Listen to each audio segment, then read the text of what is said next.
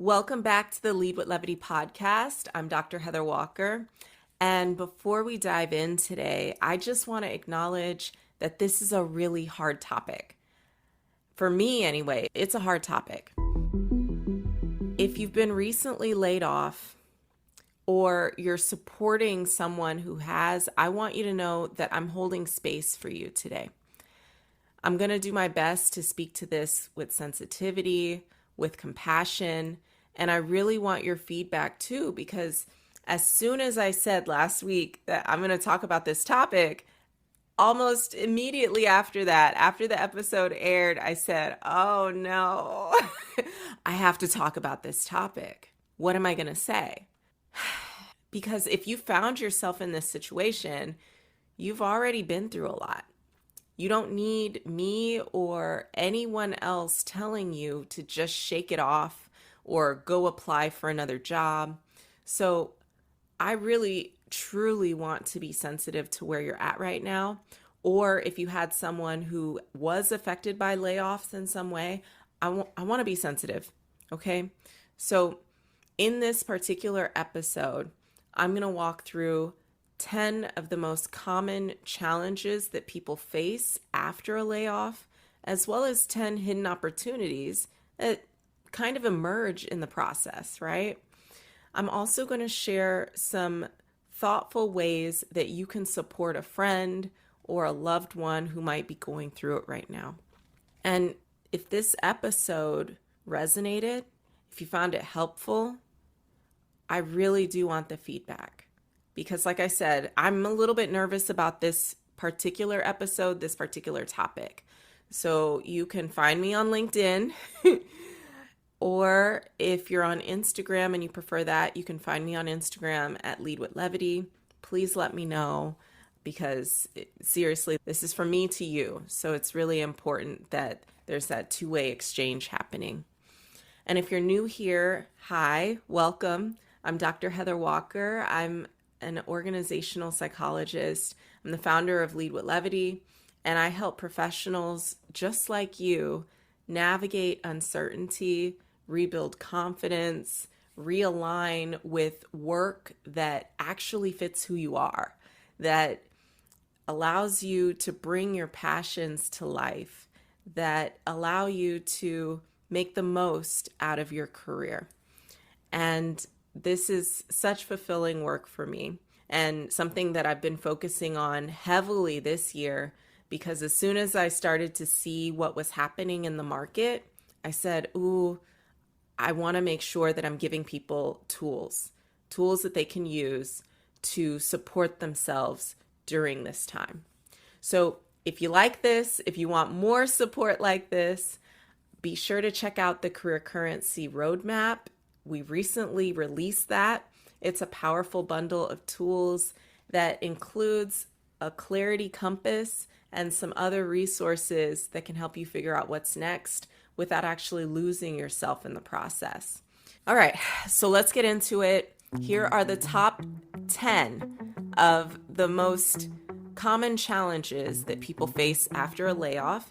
If you have anything else that you would add to this list, go ahead and share that with me too. If you're listening on a platform that allows you to comment, add any other challenges that you've seen, that you've noticed, that you've faced. And I've ordered these from the ones that tend to feel the most manageable at first to the ones that really kind of cut deep at the end of the list. So we're going to start light, and then we're going to kind of get into the deep end of the pool as we go. So let's see how these resonate with you. All right, let's walk through what each of these challenges might look like, might feel like. Challenge number 10, we've got resume and interview anxiety.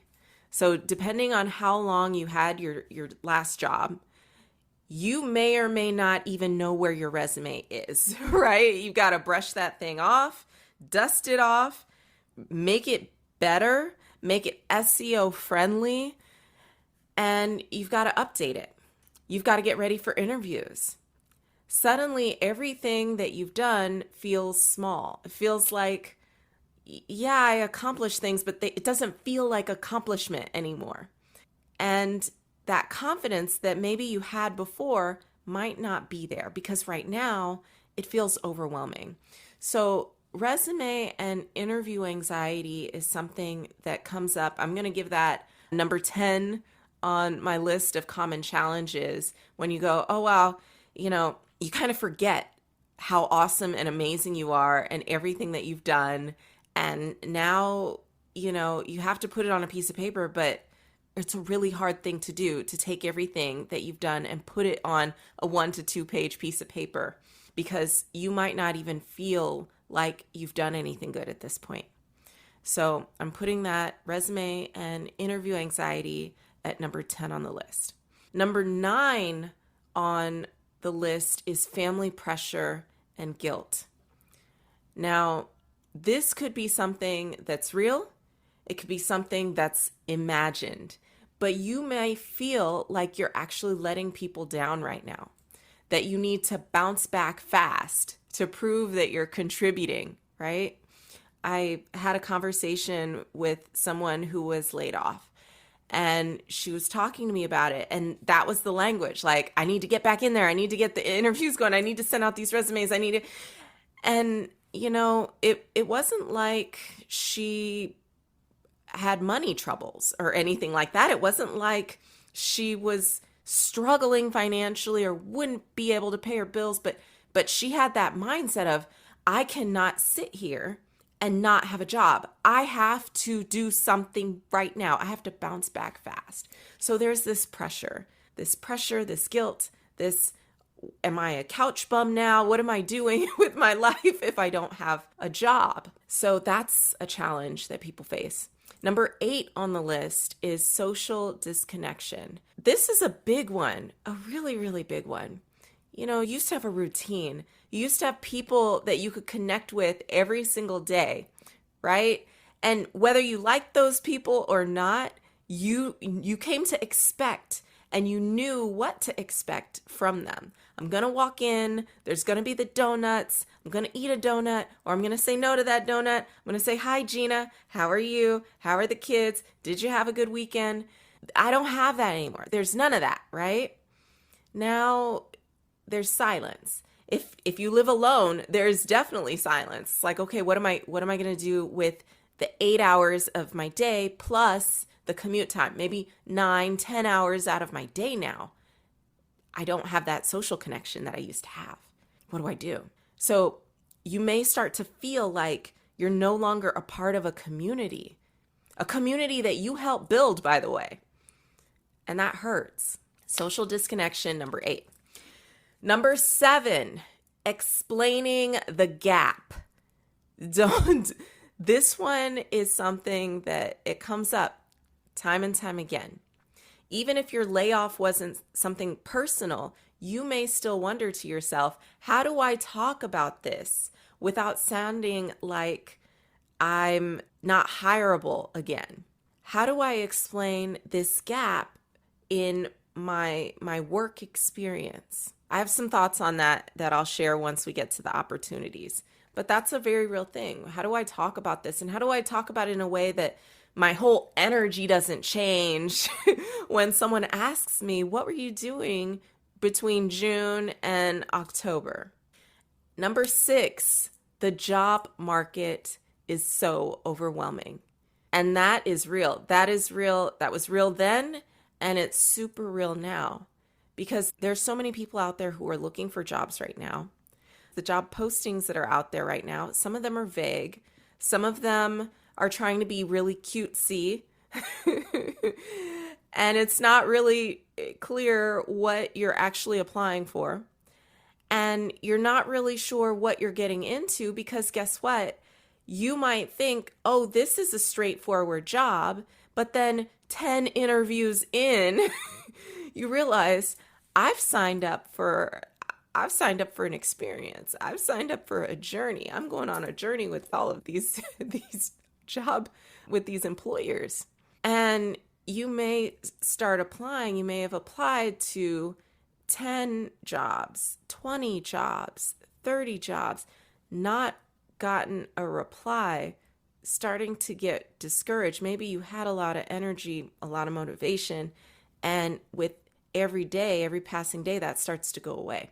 It starts to disappear. It starts to feel like, okay, this is another day. I'm going to keep applying, but nobody's going to respond. I have some ideas about that as well. One idea in particular, and I'm going to share that once we get into the opportunities. Number 5, loss of routine. Without a schedule, even basic things like getting dressed, eating lunch at a set time, right, at noon as opposed to 4 o'clock, can start to feel hard. Time is super fluid, but it starts to become something that is a concept, if you will. Kind of like a stop sign is a suggestion. Well, time is a concept, and I can do whatever I want at this point. So I'm going to eat breakfast for dinner and wake up at noon and do whatever I want. So that loss of routine can contribute to this sense of, who am I? Am I accomplishing anything? What am I doing with my life? So it all builds and builds and builds into number 4, which is shame. Shame and embarrassment. This one is tricky because, it's not necessarily that it's coming from other people who are saying, oh, shame on you for not having a job. Shame on you for taking so long to get through this process. It may be coming from inside, that voice inside of you that says, this should have been a non-issue by now. I should have had something by now. I don't even want to go to that party that I was invited to because they're going to ask me about what I do. I don't want to call my family and my friends because they're going to ask me again, did I get an interview? How is the job hunt going? And I'm exhausted. I don't want to have that conversation with one more person. No, thank you. So there's a sense of shame and embarrassment that can create isolation. It can lead you to number 3, which is survival mode behaviors, right? Anything that you would typically do in survival mode, how you typically show up. And in the last episode, I talked about fight, flight, freeze, and fawn and what that looks like during layoff season and how to figure out what is your standard kind of mode of operating. Well, all of that shows up here as the panic of applying and over-functioning and all of that starts to show up. And some people start to shut down. Your brain is trying to protect you, but it may also be blocking you from making really good decisions at this time. Good decisions for yourself about what's next and what your choices are and your options. Because you still have options, believe it or not. Okay, I'm starting to feel like 10 is heavy. Like, this topic is so heavy. Let me just pause. This topic is so heavy. And if you're going through this, my heart is with you right now. That's why I'm talking about it. I want to raise awareness. So let's talk about number 2. Number 2 is loss of confidence, right? If I was laid off, am I good? I thought I was good. I thought I was professional. I thought I was on top of things. But now I don't know. I'm doubting my skills. I'm doubting my past performance. I'm looking back in the mirror and replaying conversations that I had, ruminating, obsessing about all of that. And then taking that and making some assumptions about what's possible for me in the future. Even when I get compliments, it might feel like they belong to a former version of myself. Does that feel familiar? Where you don't even feel like a compliment is something that's deserved anymore. And the number one challenge that I have on here is the identity crisis. So if your job was a big part of how you defined yourself, how you defined your impact on this world, losing it can make you feel like you've lost you. Like you're not just jobless, but now you're just floating. You're just out there, right? You're not rooted in anything. So those are some really big challenges. Let me recap. We've got resume and interview anxiety, family pressure or guilt, social disconnection, having to explain the gap in your job history, being overwhelmed by having to go back out there in the job market. It's like being married for a long time, right? And then something happens, the relationship ends, and now you've got to go into the dating market, and it's like grimy and icky and weird and strange, and you've got to put on that song and dance, and it's overwhelming. We've got a loss of routine, shame and embarrassment, survival mode behaviors start to kick in, loss of confidence, and then the identity crisis. How does this land with you? Did I miss anything? Let me know, because there are some opportunities. Even every situation, y'all, even tough ones, give us opportunities. Some are obvious opportunities, some are hidden opportunities, and some are right there in plain sight, waiting for you, but there is absolutely no way that you're going to see them. It's like they've got a cloak of invisibility, and they're waiting for you to have the right frame of mind so that you can now see that, oh, this is an opportunity. Maybe I wasn't ready to explore it before, and now I am. Now I have all kinds of free time. I didn't have time to do that before. Now I do. Maybe I didn't think that was something that I could do, but now that I'm not tethered to this title and this role, now I can go pursue my passion and what I really enjoy and what really excites me. There are opportunities that are everywhere, and sometimes it's about changing your perspective. And resilience isn't about not going through hard things. It's about recognizing that because you've been through hard things and because you take a possibilities perspective and you're always looking for, all right, I'm like water. If there's a rock here, I'm not just going to keep bumping up against that rock. I'm going to flow around it. And water finds lots of ways to get around obstacles. And even if it doesn't immediately get around that obstacle, water is one of the most powerful substances out there. It will eventually wear it down. It will find a crack. It will find a new avenue. It'll find a new way to make it possible. So I would ask you in this season of your life to be like water and think about yourself in that way. Look for opportunities in unexpected places. So here are 10 opportunities that you may or may not have considered. Let me know how you feel about this list.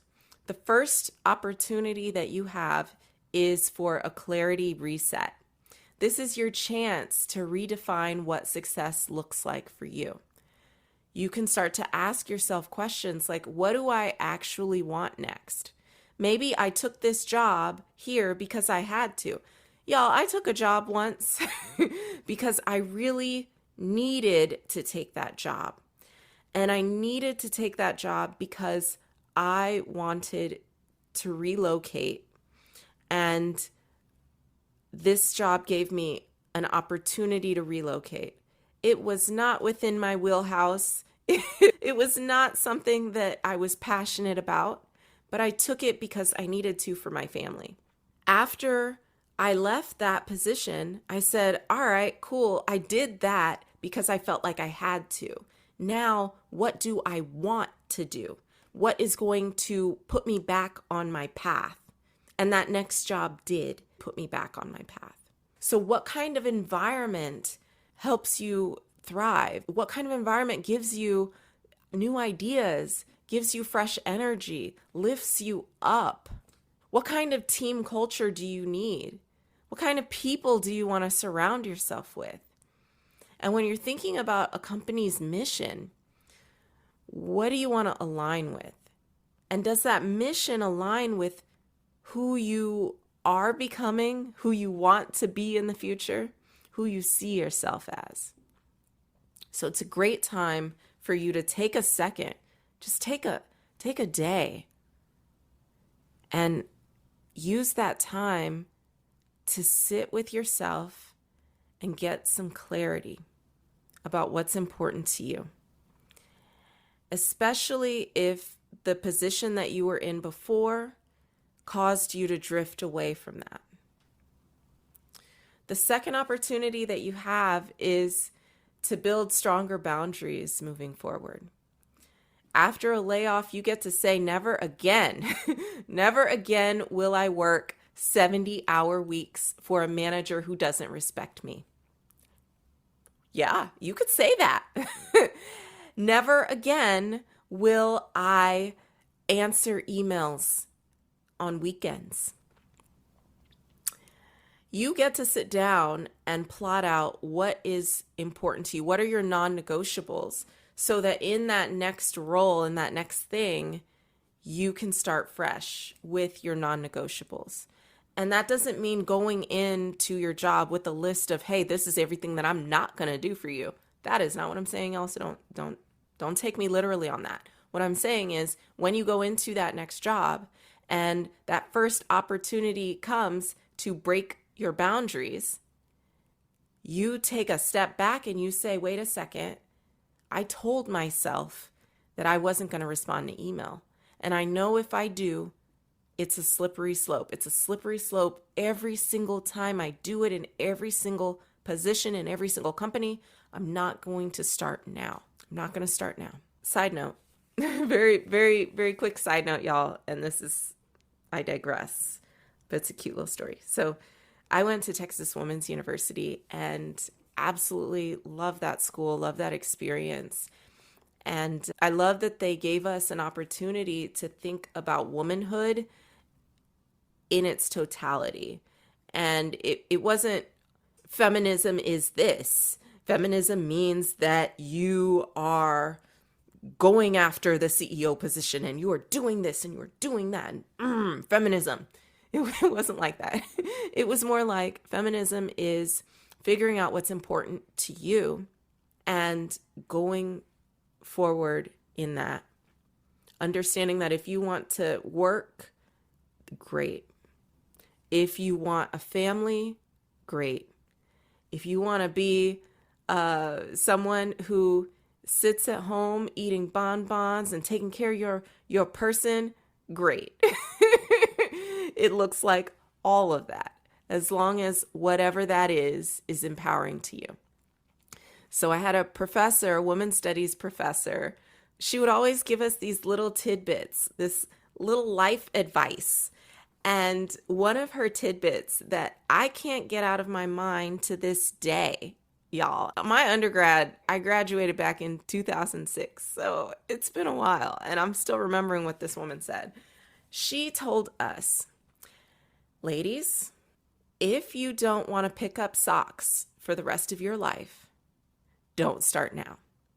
And what she was referring to was, y'all are young. You've got boyfriends, you've got girlfriends, and everything in between. You're exploring your relationships right now. And you're going to feel some pressure at some point, potentially, to be all things to your person. To cook, clean, pick up, do everything, like you're going to feel some pressure potentially to do a lot of things.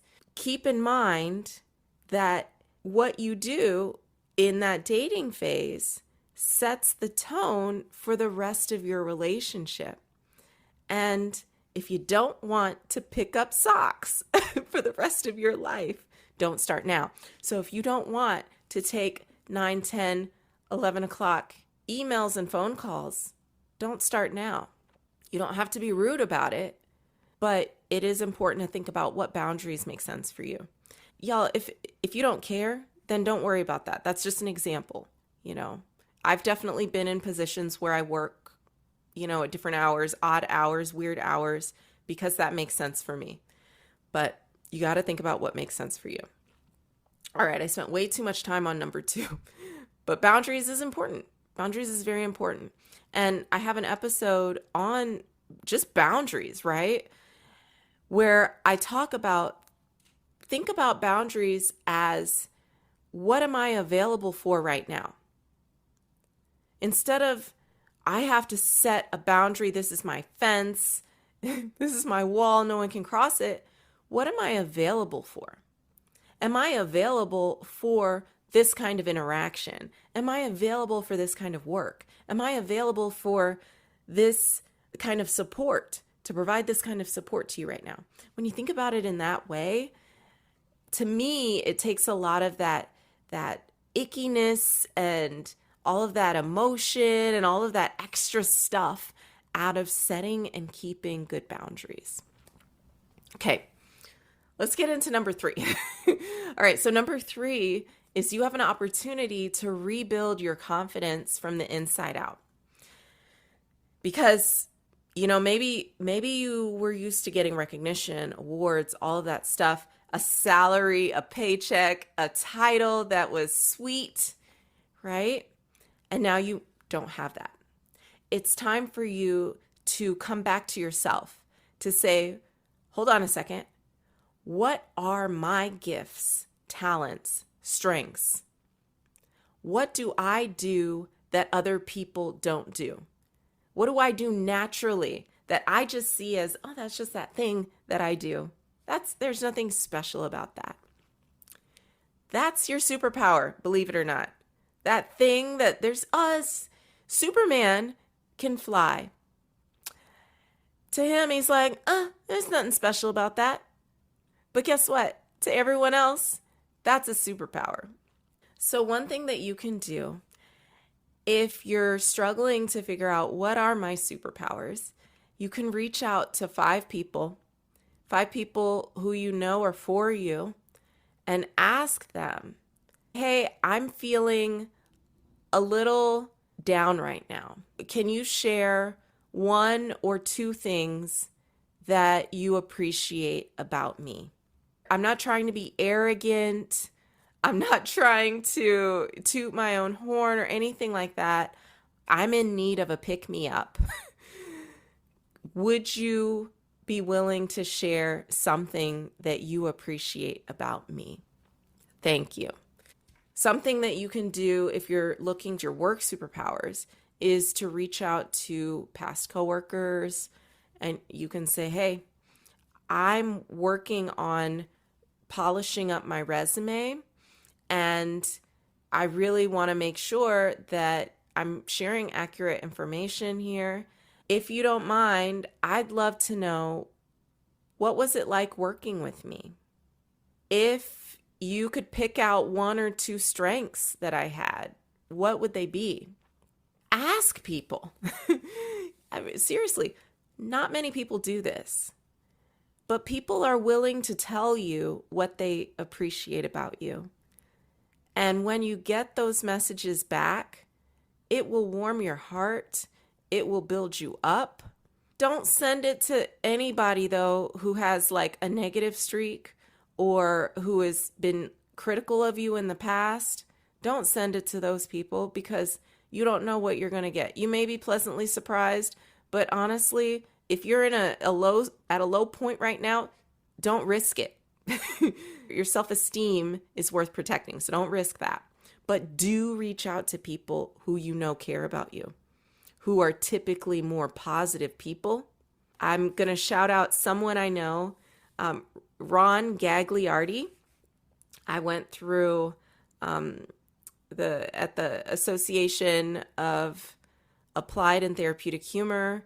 We went through a Humor Academy program together where we learned about the benefits of humor on your body, your mind, your relationships, all of that. And he was in my cohort. And what I love about Ron, he lives up north. He has a motto. It's OPIAO. And he's been doing this for like 60 years or something like that, where he decided as a young man, only positivity in and out. OPIAO. And he signs his signatures like that. He is so dedicated and committed to that. He will not give you negative feedback. He will not talk negatively around you. He only spreads positivity and love. I think that's hard. For me, that's hard. But I'm sharing this with you because you may be in a place where, like me, you're like, oh, I might be feeling kind of negative right now. I might not have the confidence that I need to even have my self-confidence to talk to myself. Surely I can't send someone a message and they'll send me something nice about myself. Surely that's not going to happen.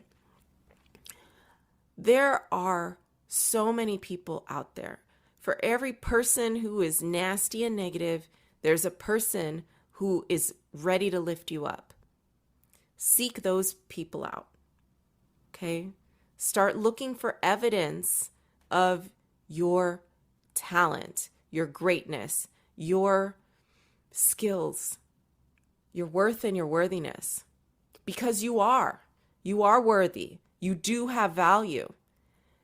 Whether you believe it or not, it is there. And you need to, at this point in time, start looking for evidence of that. Don't let anything knock you further down. This is not the time for critical feedback. All right, I'm moving through this list slower than I expected. Okay, number 4, new career direction. That is your next opportunity. So I talked about this a little bit earlier. Maybe you've been doing what you should be doing, what people told you that you should be doing. You took the safe job. For those of you who went into government work and you thought, oh, this is, everybody applauded you and they said, this is the safe route. You're going to be set for life. And now you're looking like, what do I do now? Do my skills even transfer to corporate? Now you have the space to ask, what do I love to do? How can I start exploring that now? If I did love my job before, what does that look like in nonprofit, in corporate? Are there other government organizations that are doing similar work where I could plug myself in really easily there?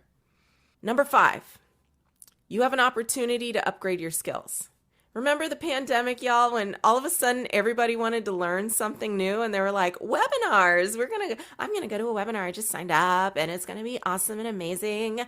I'm going to learn so many things. I just got a certificate. Yes.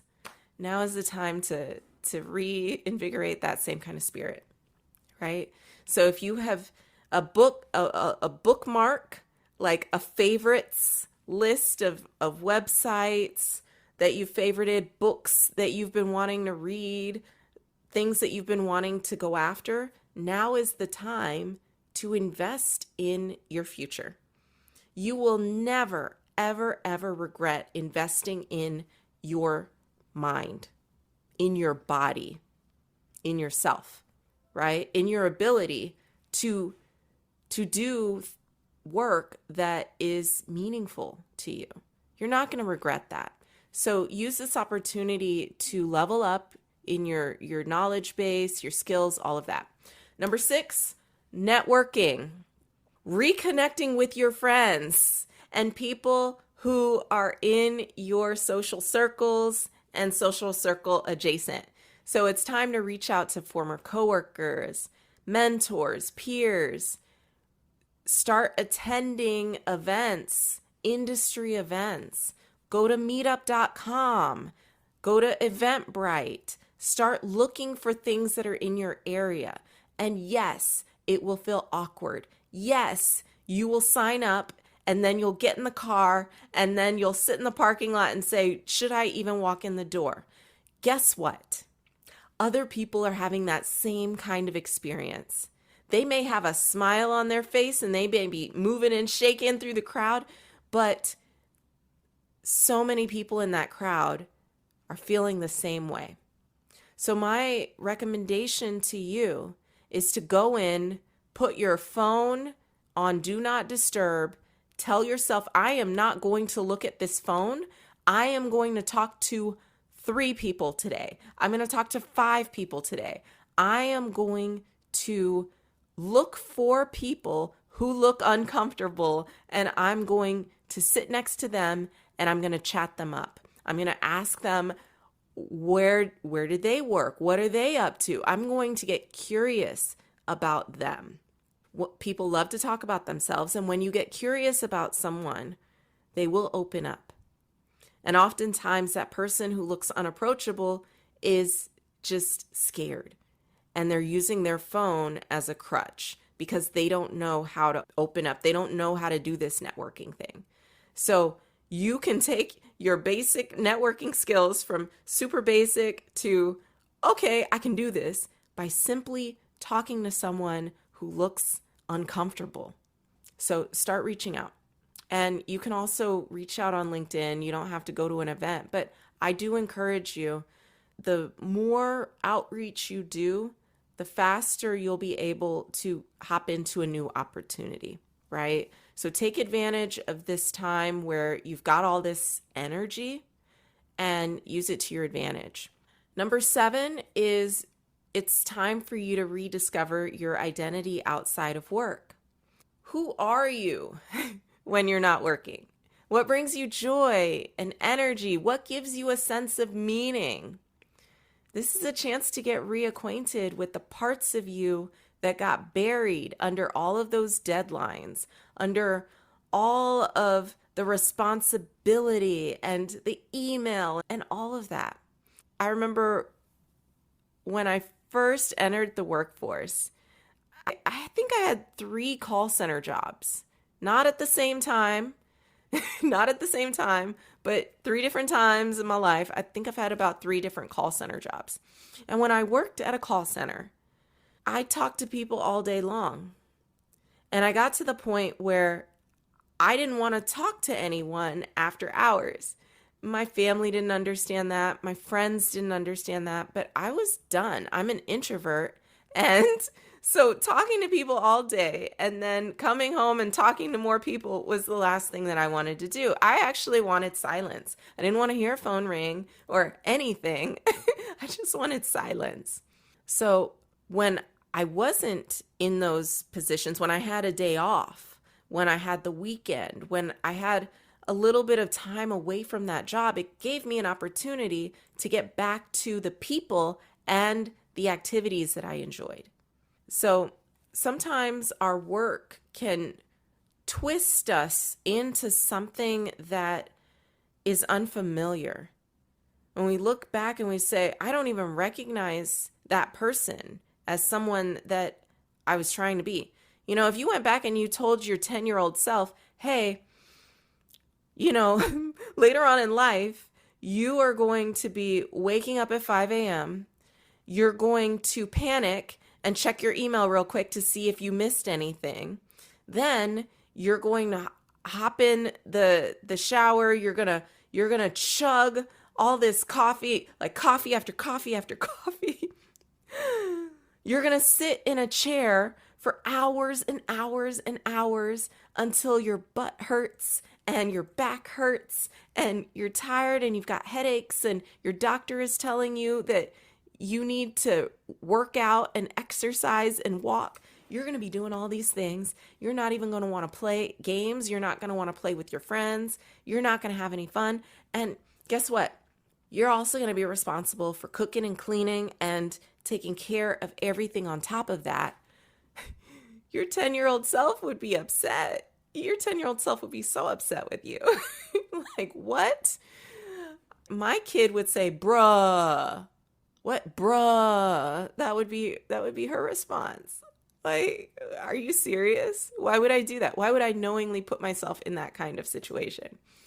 But that's what happens, because it's like we're frogs. You hop in the pot, and the temperature slowly starts to warm up into a little bit of a boil, and you're like, okay, it's warm, it's fine.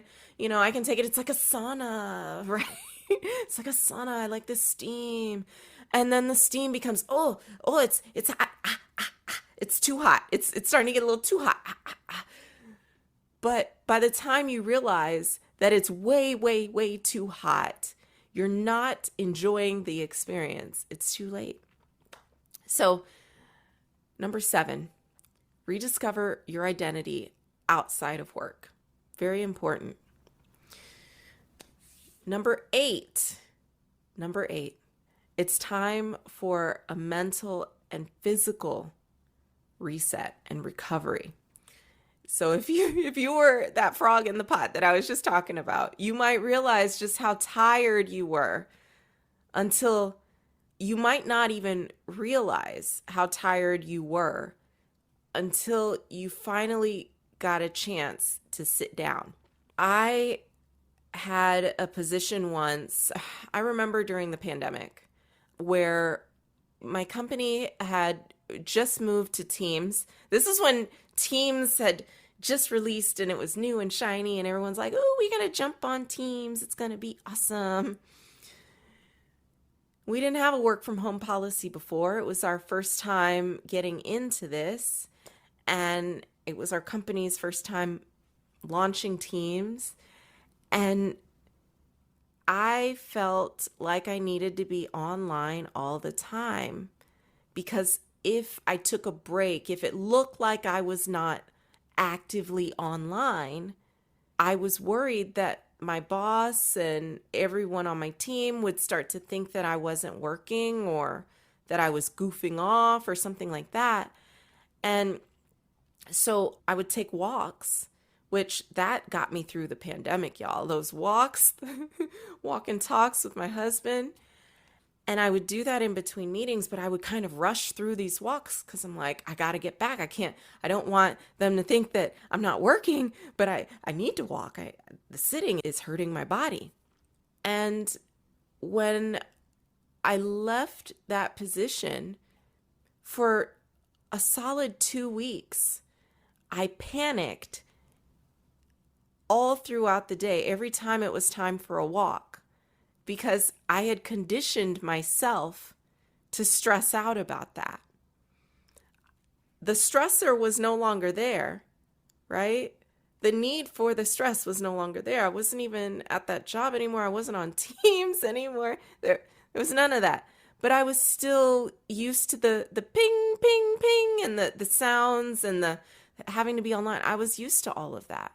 And I still felt like I needed to hurry up and rush through because I had to get back to my computer real quick to check my email.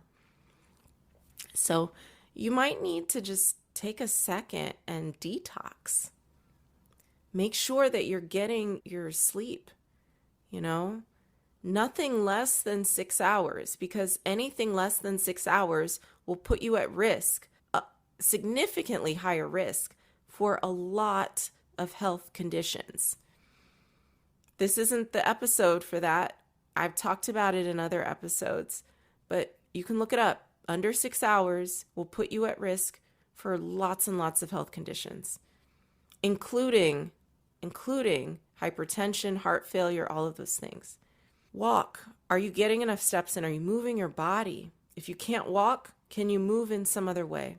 Can you find a way to make sure that you are breathing, that you're reconnecting with yourself, with other people? I find that the way the Western world schedules, we have to ignore what our bodies are telling us.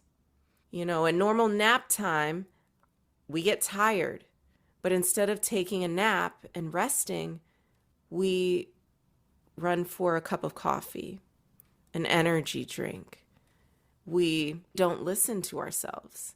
We abandon ourselves, and we start to dissociate from our physical experience. And you say, okay, that I can't think about that right now. I've got to performance over everything.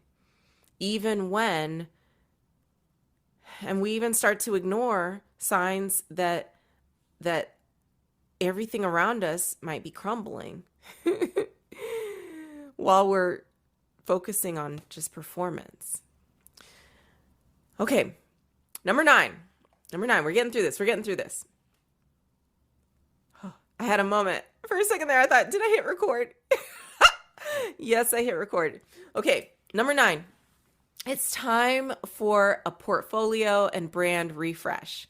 This is the time to go to your LinkedIn and update it. Make sure that all the links still work. Make sure that the language still reflects what you're after. Make sure that you are incorporating what you want in your tagline so that, because that's the first thing people see when they look you up, is that tagline. Does that tagline reflect the kind of work that you want to do? So you can do it one of two ways: a sentence that reflects the kind of work you want to do, or you can throw in some keywords that include the job title that you're looking for. Tweak your resume, add your open to work badge, and now is the time to build a portfolio site. And this could be a Google folder with some examples of what you've done. This could be recommendations that you've collected. I know personally, because I collect recommendations and receipts, right? Because I collect those things, sometimes in the past, when I've gone in for job interviews and things like that, and even now as an entrepreneur and I'm going after contracts, oftentimes they don't even have to call my references because I say, hey, here is a list of my recommendations. Here are the people, here's what they said about me, and it's validated on LinkedIn, which is great. I can just send them a link to my LinkedIn profile and they can see recommendations that people have written about me. If you still have access, I forgot to mention this last week, but it's always a good idea as you go to save your performance reviews, because that in and of itself is a recommendation. It is an artifact that shows a potential employer the quality of your work. It is literally your manager saying, this person did this. They did this well. This is what they need to work on. Save your performance reviews.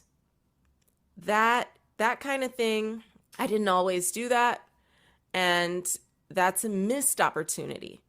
So save them, because those come in handy. And isn't it awesome to be able to say, hey, if you're interested, I actually have a performance review, my last performance review, that I can share with you.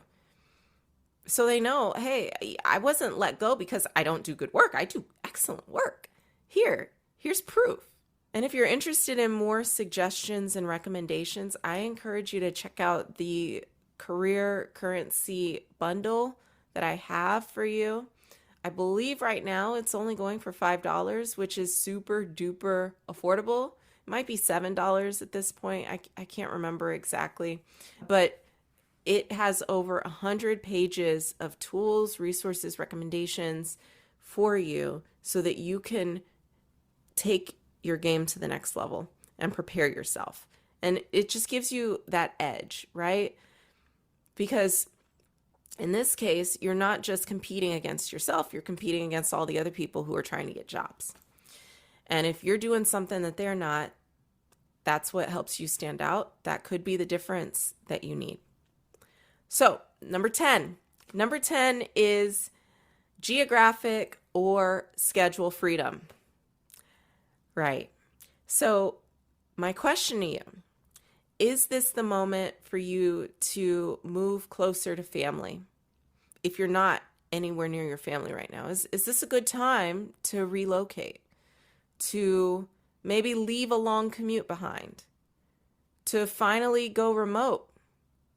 Layoffs give you the flexibility to rethink where you want to work, not just what you want to do, but also where you want to do it. So even when things are uncertain, even when it looks like, hey, I was just thrown away and discarded, you have options.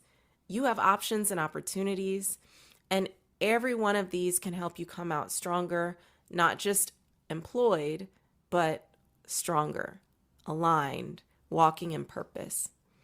And I also told you that I was going to give you some suggestions if you have someone that you know, a loved one, a friend, someone in your life, a past coworker who was laid off. What can you do to show them that you care about them, that you're there for them, that you want to support them? Here are a few things. I'm going to run through this list quickly because I realized that I talked a little bit longer than I thought I would about some other things. So here's the list. Lead with empathy, not advice, right? Unless they ask you for advice and they want advice, this is a good time to just acknowledge that's really hard. I'm here for you. You want to avoid just saying, well, everything happens for a reason. Let them feel what they're going to feel. They may be frustrated. They may have moved on. They may be sad. All of those feelings are normal, especially early on. Let them feel it. Be there for them for that. Don't make every conversation about the job search. That's the next one. Text them a meme. Invite them out for lunch. Talk about other things. Find other things to talk about. If you make it all about the job search, they're going to start to feel like their employment status is the only thing that matters.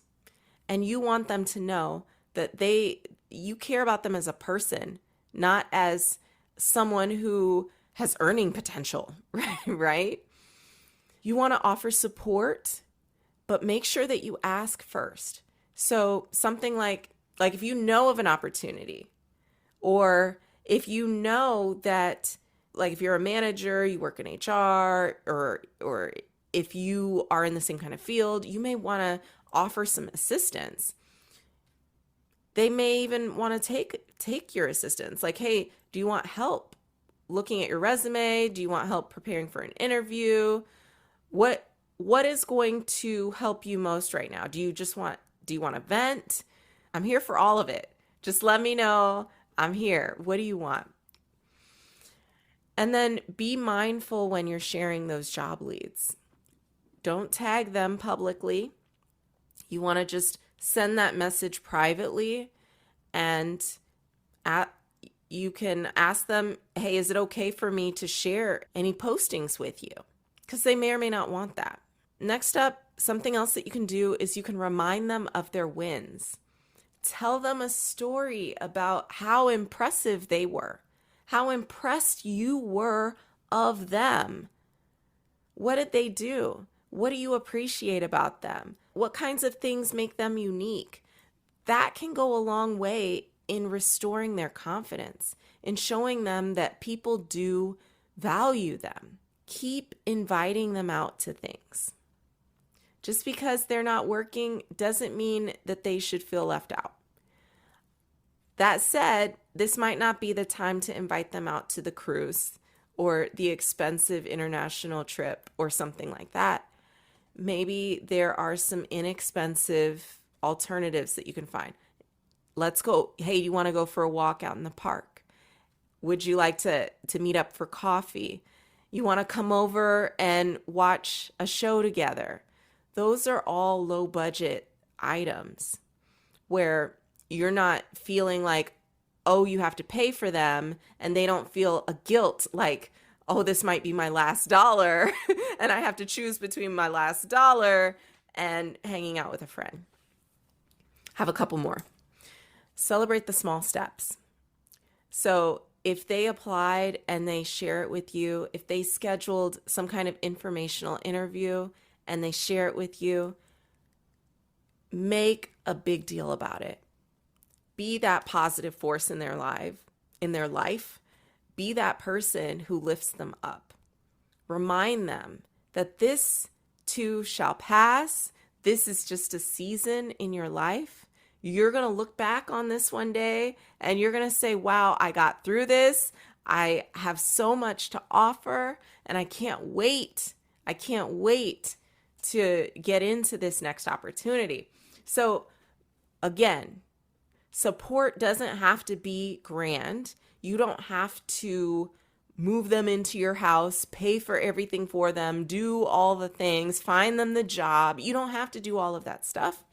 If you want to do all that stuff and you are available for that, we talk about boundaries. If you are available for that, okay, cool. That's great. But it is good if your support is intentional, right? Let's normalize these career transitions so that it's easier for your friend, your loved one to move through it with dignity and to keep some of their strength intact in the process. And if you or someone that you care about needs to find clarity in this season, don't forget to check out the Career Clarity Roadmap. It's packed. It really is. It really is packed with lots and lots of tools. One of them is the Clarity Compass. It'll help you sort through some of the noise, figure out what matters most to you, plan for your next move, and you're going to find a link to that in the show notes. If you've been watching, if you've been listening, you haven't subscribed yet, you got this far, I don't know what you're doing, but you need to go ahead and you need to hit that subscribe button. Yes. You need to go ahead and review this podcast. Yes. I live on reviews. Every review I get allows me to live for another month. So I'm like a fairy in that way. I run on hopes, dreams, belief, happiness, and your stories, to be honest with you. You keep me going. I do this because every day I think about the people who need to hear this message, the people who have reached out to me to say, I'm struggling. I have a challenge. I don't know what I'm going to do. I don't know how I'm going to face this. And when I heard your message, it gave me hope. It gave me the belief that I can do this. I can see this through. So thank you. Thank you to those of you who have reached out, who have shared your story with me, because I truly do value you. I value your journey and your experience, and it's just been so special walking this, navigating all of this with you. So I don't even know how I'm going to end this. Okay. If you're watching, if you're listening on a platform that allows comments, drop your comments in the chat, in the comments section, leave a review, subscribe. I want to hear from you. Did the list resonate? If so, what resonated with you? What would you like to hear about next? I don't want to keep talking about layoffs. So the next episode and for the rest of the summer, I'm going to find something else to talk about. And I'd love to get some inspiration from you. Take care. Have a wonderful day. Thanks for tuning in to the Lead with Levity podcast. To get resources mentioned in this episode and find out what we're all about, check us out at leadwithlevity.com.